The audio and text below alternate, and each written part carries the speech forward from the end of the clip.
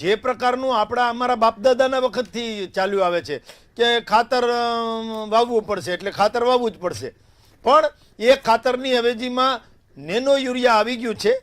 જ્યાં સુધી ખેડૂતો પહેલાં તો પ્રાકૃતિક ખેતી જે આપણે કરતા હતા, તો પ્રાકૃતિક ખેતી કરતા હતા, એ પછી જે દાણદાર યુરિયામાં આવતા પણ વર્ષો લાગી ગયા કે આપણે યુરિયા વાવવાનું હોય, એ તો બહારનું છે.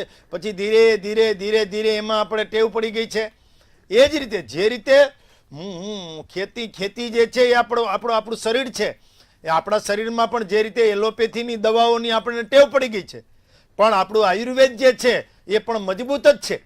એ જ રીતે જે દાણદાર યુરિયા જે છે એની આપણા ખેતરને ટેવ પાડી દીધી છે. એનાથી ખેતર પણ બગડે છે, આપણી ખેતી પણ બગડે છે.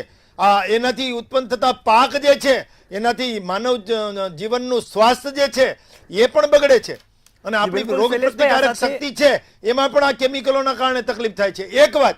બીજું, જી શૈલેષભાઈ, આ ખેડૂતો પણ જાણે છે કે નુકસાન થાય છે, પરંતુ